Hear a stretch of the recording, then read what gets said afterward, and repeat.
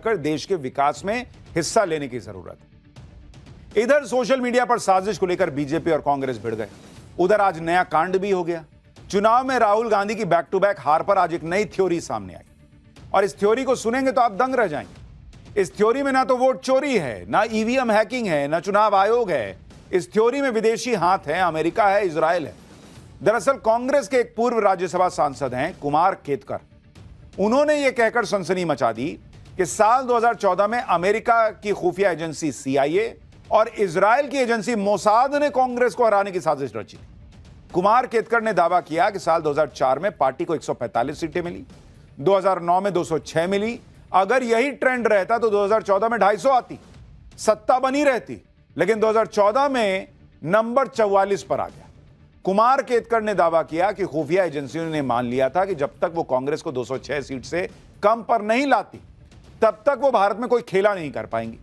कुमार केतकर ने कहा कि CIA और मोसाद को लगा कि अगर कांग्रेस फिर सत्ता में आएगी तो वो भारत में दखल नहीं दे पाएंगे, अपनी नीतियां लागू नहीं कर पाएंगे। दोनों एजेंसियां भारत में पूर्ण बहुमत की सरकार चाहती थी, लेकिन कांग्रेस को नहीं। कांग्रेस के दूसरे नेता भी इशारों में इसी नैरेटिव को अब बेचने लगे। सुनिए कांग्रेस के नेता उदित राज क्या कह रहे हैं। Such agencies not necessarily they work with the ruling party, they work with the opposition also. What happened in Bangladesh, what happened in Nepal. I'm not saying that of course Mossad and CIA were involved in Genji or Bangladesh, but it's possible that our foreign forces do align with the opposition. अब जरा सोचिए, logic का सिर पैर ढूंढने की कोशिश कीजिए। उस वक्त कांग्रेस पर भ्रष्टाचार के इतने आरोप लगे हुए, देश भर में गुस्सा था, अन्ना आंदोलन हो चुका था और उस बीच में किसी CIA और मोसाद को कुछ करने की जरूरत थी? कांग्रेस तो खुद गर्त में जा रही थी और इसलिए सीटें घट गई। और अब ये नया निकाल के लाए हैं कि CIA और मोसाद जो है वो नरेंद्र मोदी को लेकर आ गए। वो नरेंद्र मोदी जो ना अमेरिका की सुन रहे हैं ना किसी और की सुन रहे हैं, उनको लेकर आए। इस वक्त कांग्रेस में बिहार चुनाव को लेकर मंथन होना चाहिए, लेकिन कांग्रेस के नेता 2014 की हार से बाहर नहीं निकल पा रहे। राहुल गांधी की हार का ठीकरा CIA और मोसाद पे फोड़कर कुमार केतकर अपनी पार्टी को फंसा चुके हैं, क्योंकि साल 2014 में तो सिस्टम भी राहुल गांधी का था, सरकार भी राहुल गांधी की थी। तो सवाल उठेंगे कि अगर कोई कथित विदेशी साजिश हुई तो UPA सरकार क्या कर रही थी? सो रही थी, जैसे आतंकी धमाकों के वक्त सोई रहती थी, और अब 11 साल बाद जाके खुलासा कर रहे हैं।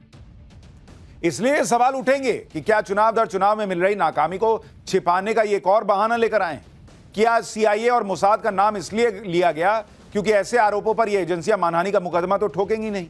क्या विदेशी खुफिया एजेंसियों का नाम इसलिए लिया गया क्योंकि ऐसे आरोपों के लिए तो कोई सबूत भी देने की जरूरत नहीं है? सुनिए इन आरोपों पर बीजेपी अब क्या कह रही है। क्या उस प्रकार कांग्रेस पार्टी की सरकार 2014 से पहले घोड़े बेच के सो रही थी? सरकार में तो वही थे। यही वो राहुल गांधी है जिन्होंने 2014 में भेजा था मुकुटमणि को, मणिशंकर अय्यर जी को पाकिस्तान। हमें मोदी को हटाना होगा, मोदी को गिराना होगा। CIA या मोसाद ये भारतीय जनता पार्टी को जिताती नहीं है, भारतीय जनता पार्टी को जिताती है जनता। कांग्रेस हारती है ISI के वजह से। ISI के ब्लूप्रिंट पे काम करोगे, दोबारा बाबरी मस्जिद बनाने के लिए चलोगे, ध्वजारोहण राम मंदिर पे होगा तो उसको अपोज करेंगे, राम मंदिर को अपोज करेंगे, राम काल्पनिक है कहेंगे, देश के टुकड़े होंगे इंशाअल्लाह इंशाअल्लाह कहेंगे, अफजल हम शर्मिंदा है तेरे कातिल जिंदा है कहेंगे। अगर ISI के यही एजेंडे पर कांग्रेस पार्टी चलेगी तो आपको क्या लगता है कांग्रेस पार्टी आगे बढ़ेगी? अभी तो 6 सीट आई हैं, आप देखते जाइए अगले चुनाव में क्या होने वाला है। अभी तो ऑटो में बैठ के भी जा सकते हैं, स्कूटी लायक भी नहीं रहेंगे। संबित पात्रा कह रहे हैं 6 सीट आई है, मतलब 6 लोग ऑटो में बैठ सकते हैं, थोड़ा घस को कर। अगली बार स्कूटी पे जाने लायक भी नहीं बचेंगे, क्योंकि ट्रिपल लोडिंग करेंगे तो चालान कटेगा। कांग्रेस के पूर्व सांसद के खुलासे पर बीजेपी यह भी कह रही है कि ऐसे साजिश तो PM मोदी के खिलाफ भी हो चुकी है, बाहरी तंत्र उन्हें भी हटाने में लगा था और 2024 के लोकसभा चुनाव के वक्त ऐसी बातें भी उठी थी। लेकिन अगर ऐसी साजिश हुई भी थी तो यह साजिश नरेंद्र मोदी को प्रधानमंत्री बनने से नहीं रोक पाई। सुनिए केंद्रीय मंत्री पंकज चौधरी क्या दावा कर रहा है। अब ये मैं कहूं कि बाहरी तंत्र लगे थे मोदी जी को हटाने में, पूरी बाहरी तंत्र कहीं ना कहीं। देखिए, नरेंद्र मोदी जिस तरीके से भारत को लेकर किसी से भी भिड़ जा रहे हैं, उनके खिलाफ साजिशें तो चल रही हैं। मुझे याद है जब 2024 के चुनाव के पहले मैंने प्रधानमंत्री नरेंद्र मोदी का इंटरव्यू किया था, उसमें भी उन्होंने कहा था कि एक पूरा इकोसिस्टम लगा हुआ है भारत को हिला देने में। लेकिन नरेंद्र मोदी को हिलाना आसान नहीं है बॉस, क्योंकि नरेंद्र मोदी का डायरेक्ट कनेक्ट पब्लिक से, उनकी मेहनत की सानी नहीं है, वो एक दिन काम छोड़कर बैठने वालों में से नहीं है। और इसलिए ये इतना षड्यंत्र, बीच में आपने देखा होगा सोशल मीडिया पे बहुत चला था, नरेंद्र मोदी जब पुतिन की गाड़ी में बैठे थे, सोशल मीडिया पे चला कि नरेंद्र मोदी को मारने की साजिश रची गई थी। अब उसका सच कोई नहीं जानता और ना कभी उसका सच सामने आएगा। ऐसी बातें जो है वो खुल के नहीं कही जाती या नहीं सामने आ पाती। लेकिन नरेंद्र मोदी जिस तरीके से आर्म्स लॉबी से भिड़ने से लेकर तरह तरह की लॉबी से भिड़ रहे हैं, देश के लिए भिड़ रहे हैं, आम लोगों के लिए भिड़ रहे हैं, चैलेंजेस तो उनके सामने हैं बॉस। लेकिन मोदी चैलेंजेस से भी भिड़ जाते हैं और इसीलिए अगले चैप्टर में देखिए क्या कर रहे हैं वो। राहुल ममता एसआईआर पर गदर काट रहे, नरेंद्र मोदी ने ऑपरेशन क्लीन का कौन सा नया प्लान लॉन्च कर दिया है। बंगाल में बीएलओ की मौत पर बवाल, यूपी में डिटेंशन सेंटर पर कोहराम, ममता राहुल अखिलेश क्या करके मानेंगे, अब इसके बारे में सुनिए। आजकल फिर से इंडी गठबंधन ने एसआईआर को लेकर गदर काटा हुआ है। राहुल गांधी, अखिलेश यादव, ममता बनर्जी, सबको फिर एसआईआर एसआईआर एसआईआर दिखने लगा है। जबकि इस मुद्दे को उठाकर ये नरेंद्र मोदी से बिहार में बुरी तरह पिट चुके हैं, फिर भी इन्हें कुछ समझ में नहीं आ रहा है। एसआईआर अब देश के कई राज्यों में हो रहा है, इस पर किस तरह का माहौल बनाया जा रहा है, कैसे एसआईआर करने वाले बीएलओ की मौत पर पॉलिटिक्स की जा रही है, आज देश देख रहा है। भाई कांग्रेस कह रही है कि बीएलओ की कनपट्टी पे कट्टा रखकर एसआईआर करवाया जा रहा है। हो कनपट्टी पे कट्टा, वीडियो है इनके पास कट्टा दिखाते हुए। जितने बीएलओ की मौत हुई उसके जिम्मेदार नरेंद्र मोदी और Gyanesh Kumar, chief election commissioner जो है, वो कांग्रेस कह रही है।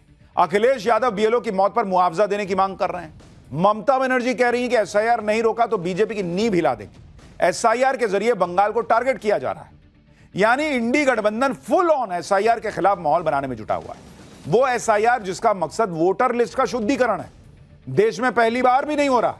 बिहार में हुआ तो ये लोग बोले इतना जल्दी 2 महीने में करने की क्या जरूरत थी, थोड़ा टाइम लेके करते।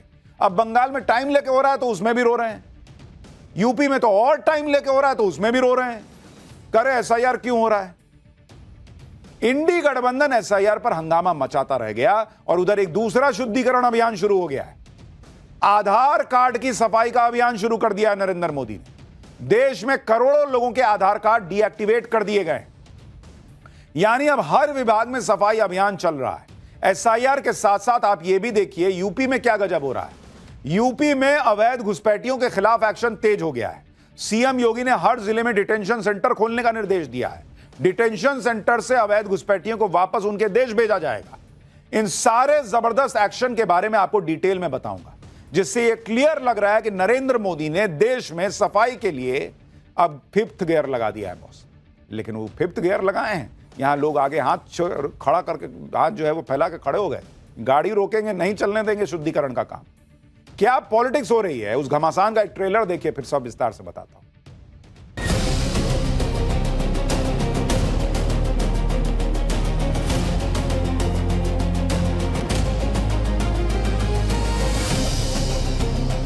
कनपट्टी पर कट्टा रख के एसआईआर क्यों कराया जा रहा है? एसआईआर की प्रोसेस वहां हुई, वो सही हुआ था।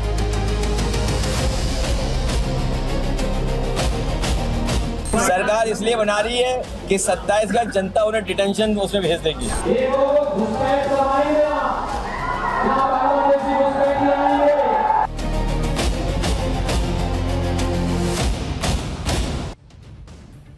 कांग्रेस और राहुल गांधी का हाल यह है कि लोग वोट चोरी और एसआईआर के मुद्दे से आगे नहीं बढ़ पा रहे। अभी 2 हफ्ते पहले ही बिहार में जबरदस्त हार हुई, इन पे कोई असर पड़ा? कुछ नहीं। आज भोपाल में यूथ कांग्रेस ने एसआईआर और वोट चोरी के मुद्दे पर भयंकर प्रदर्शन किया। यूथ कांग्रेस कार्यकर्ताओं ने वोट चोर गद्दी छोड़ के नारे लगाए। कहां? भोपाल में। पुलिस ने प्रोटेस्ट को देखते हुए बैरिकेडिंग लगाई हुई थी, लेकिन यूथ कांग्रेस कार्यकर्ता बोले ना, हम बैरिकेडिंग पर चढ़ जाएंगे, वहीं से नारेबाजी कर देंगे। यूथ कांग्रेस के कार्यकर्ताओं को रोकने के लिए पुलिस ने वाटर कैनन चला दिया। यूथ कांग्रेस के कार्यकर्ता राज्य निर्वाचन आयोग का घेराव करने जा रहे थे। पुलिस के काफी समझाने के बाद जब नहीं माने तो पुलिस ने हल्का बल प्रयोग भी कर दिया कि आओ थोड़ा लाठी दें। पुलिस के लाठी चार्ज के बाद वहां भगदड़ जैसी स्थिति हो गई। प्रदर्शन में यूथ कांग्रेस के कार्यकर्ता पोस्टर बैनर लेकर पहुंचे। इन पोस्टर्स में बीजेपी को पायरेट्स ऑफ इलेक्शन बताया गया। एक पोस्टर में बीजेपी को गैंग्स ऑफ वोट चोरी बता दिया गया। इसी तरह से पोस्टर ये लोग खेलते रहे। लखनऊ में भी यूथ कांग्रेस ने प्रदर्शन किया, एसआईआर और वोट चोरी के मुद्दे पर नारेबाजी की। यहां भी यूथ कांग्रेस और पुलिस के बीच झड़प देखने को मिली। सोचिए, इन लोगों को बिहार की हार की समीक्षा करने के लिए बैठना था, ये पोस्टर खेल रहे हैं। जब वोट चोरी का ही बहाना मिला हुआ है तो फिर समीक्षा कौन बात की करनी है फिर इनके लिए? कांग्रेस के मुताबिक एसआईआर के जरिए बीजेपी वोट चोरी कर रही। लेकिन आप देखिए कि जब इसी मुद्दे पर सुप्रीम कोर्ट ने कितनी बड़ी बात कही। एसआईआर के खिलाफ सुप्रीम कोर्ट में केरल, बंगाल और तमिलनाडु सरकार ने याचिका दाखिल की। सुप्रीम कोर्ट क्या बोला पता है? सुप्रीम कोर्ट कह रहा है कि आपके तर्कों के हिसाब से चुनाव आयोग को एसआईआर कराने की पावर ही नहीं है। यह रोजाना होने वाली प्रक्रिया नहीं है। अगर कोई प्रक्रिया पारदर्शी है तो चुनाव आयोग उसे अपनाएगा ही। सुप्रीम कोर्ट ने आगे कहा कि आधार सरकारी योजनाओं का लाभ लेने के लिए अगर किसी को राशन के लिए आधार दिया गया तो क्या उसे मतदाता भी बना देंगे क्या? मान लीजिए कोई व्यक्ति पड़ोसी देश से आता है, मजदूर के तौर पे काम करता है, तो क्या उसे मतदान करने की अनुमति मिल जाएगी? सुप्रीम कोर्ट ने कहा कि एसआईआर पहले कभी नहीं हुआ तो यह वजह ईसी के फैसले को चुनौती देने का आधार नहीं बन सकती। वोटर लिस्ट से मृत लोगों का नाम हटाना जरूरी है और इसके जो लिस्ट बनती है वो सार्वजनिक होती है। इससे पहले बिहार एसआईआर पर सुप्रीम कोर्ट ने कहा था कि बिहार में लाखों लोगों के नाम हटाने की बात की गई। इसका जमीन पर कोई असर नहीं दिखा। किसी भी वोटर ने शिकायत नहीं दर्ज कराई कि उसका नाम गलत तरीके से हटाया गया। यानी सुप्रीम कोर्ट में इनका एजेंडा फेल हो गया। सुप्रीम कोर्ट कह रहा है भाई लाखों लोगों के नाम काट दिए बिहार में, कहां प्रदर्शन हुआ? लाखों लोगों में से 1000 लोग तो आएंगे भाई, 10,000 लोग तो आएंगे कि सर देखिए मेरे साथ गलत हुआ है। सब सुत गए, कोई नहीं आया। अरे झूठे ये सब हंगामा चल रहा है। अब तो सुप्रीम कोर्ट ने कह रही है कि कहीं कोई गड़बड़ी नहीं हुई है। एसआईआर की प्रक्रिया बिहार में सही तरीके से की गई। एसआईआर पर सुप्रीम कोर्ट के ऑब्जर्वेशन के बाद अब इंडी गठबंधन बीएलओ का मुद्दा उठाने लग गया, बूथ लेवल ऑफिसर का। ममता बनर्जी से लेकर राहुल गांधी बीएलओ की मौत पर चुनाव आयोग को जिम्मेदार बता रहे हैं। राहुल गांधी कह रहे हैं कि ओबीसी वोटर्स के नाम काटो वरना नौकरी चली जाएगी। दबाव, धमकी और नतीजा है कि आखिर में बीएलओ आत्महत्या कर ले रहा है। एसआईआर के नाम पर पिछड़े, दलित, वंचित, गरीब वोटरों को लिस्ट से हटाकर बीजेपी अपनी मनमाफिक वोटर लिस्ट तैयार कर रही है। अच्छा, राहुल गांधी ये नहीं सोचते हैं कि वो बोल देंगे और पब्लिक मान जाएगी। आप ये माहौल बना रहे हैं कि भाई देखिए बीएलओ पे प्रेशर है कि गरीब का, दलित का मत बनाओ, तुम वोटर लिस्ट से नाम काट दो। गरीब को अपना नहीं दिखेगा नाम उसमें। आप बोल दीजिएगा तो मान जाएगा, कौवा के पीछे दौड़ जाएगा, कान नहीं चेक करेगा गरीब। यही आरोप ये लोग बिहार में भी लगाए थे, जनता को भड़काने की कोशिश किए थे। सुप्रीम कोर्ट ने बिहार एसआईआर में कोई गड़बड़ी नहीं पाई, तो अब कांग्रेस कह रही है कि एसआईआर कराने की इतनी हड़बड़ी क्यों है? आराम से टाइम लेकर करवाना चाहिए था। जितना टाइम इन्होंने लिया 70 साल, किसी को शौचालय देने में, किसी का पक्का घर देने में, इंफ्रास्ट्रक्चर बनाने में, आराम से तो चल रहे थे ये लोग। इतना आराम से चले कि पब्लिक ने कहा कि तुम आराम ही करो, फिर काम करने दो मोदी को। बीएलओ की कनपट्टी पर कट्टा लगाकर क्यों एसआईआर करवाया जा रहा है? सुनिए लोग क्या कह रहे हैं। बच्चा बच्चा जानता है कि वोट चोरी एसआईआर के माध्यम से की जा रही है। बच्चा बच्चा जानता है बिहार में क्या हुआ। बच्चा बच्चा ये जानता है कि एसआईआर जिस तरह से पूरे देश में कराया जा रहा है और जिस तरह से 20 दिनों में 25 और अब 26 बीएलओ की मौत हुई है, ये दिन दहाड़े हत्या है। ऐसी क्या हड़बड़ी है, ऐसी क्या जल्दी है? थोड़ा टाइम लेके करा लीजिए एसआईआर। कनपट्टी पर कट्टा रख के एसआईआर क्यों कराया जा रहा है? सवाल इस बात का है। पहले तो कह रहे हैं एसआईआर से वोट चोरी हो रही है, फिर मैडम कह रही हैं कि इतनी जल्दी क्या है, आराम से एसआईआर कराइए। तो एसआईआर कराना है कि नहीं कराना, पहले ये क्लियर कीजिए। कह रही है कि बच्चा बच्चा जानता है कि वोट चोरी हो रहा है, तो फिर क्यों कह रही है कि आराम से एसआईआर करा लीजिए?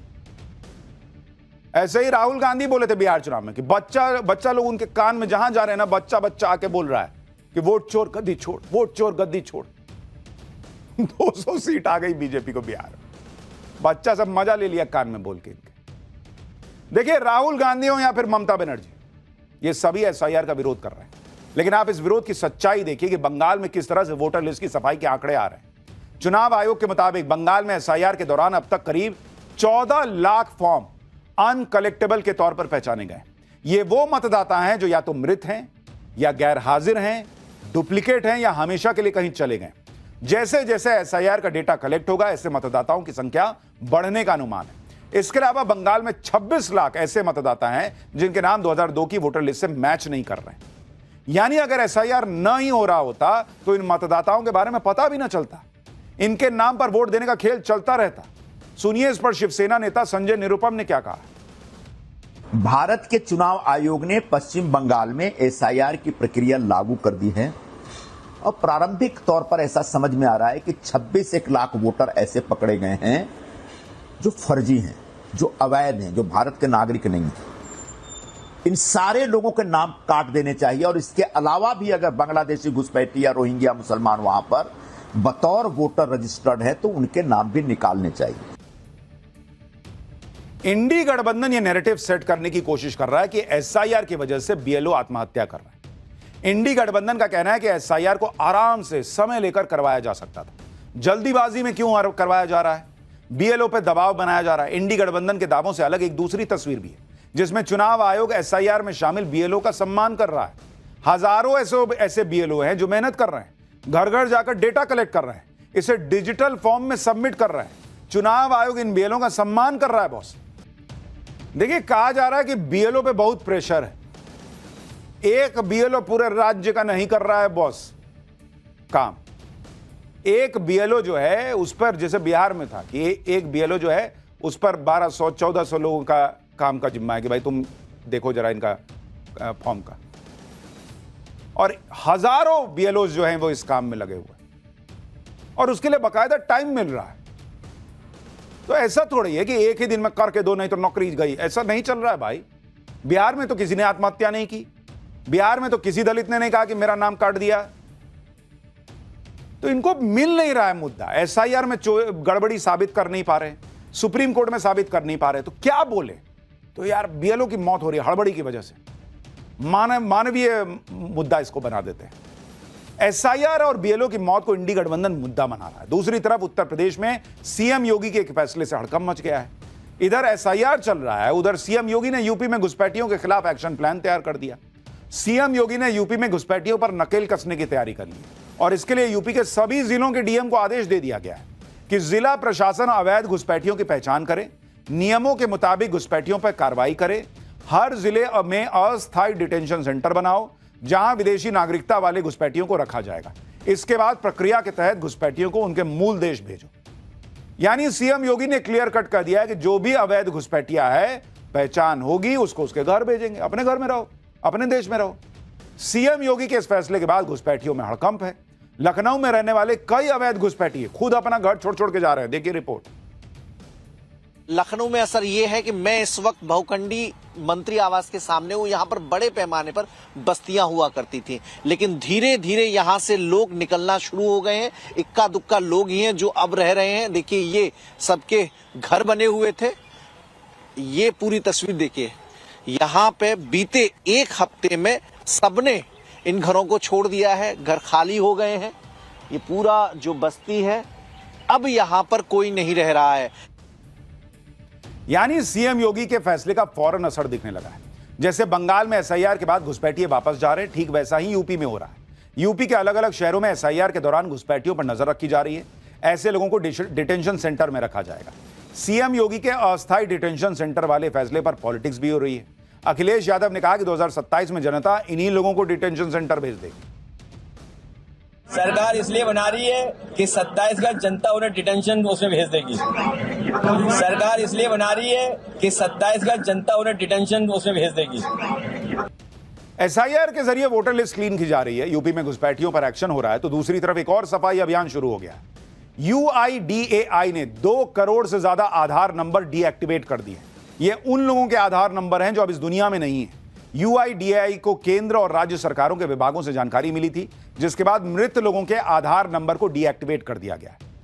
मृत लोगों के आधार नंबर्स को हटाने से यह सुनिश्चित होगा कि सरकारी योजनाओं का लाभ सिर्फ उन्हीं लोगों तक पहुंचे जो इसके हकदार हैं। यानी आप हंगामा करते रहिए, नरेंद्र मोदी का हिसाब क्लियर है। इस देश का जो है उसमें भेदभाव होगा नहीं। जो इस देश का नहीं है वो अपने देश में जाए, खाए खिचड़ी।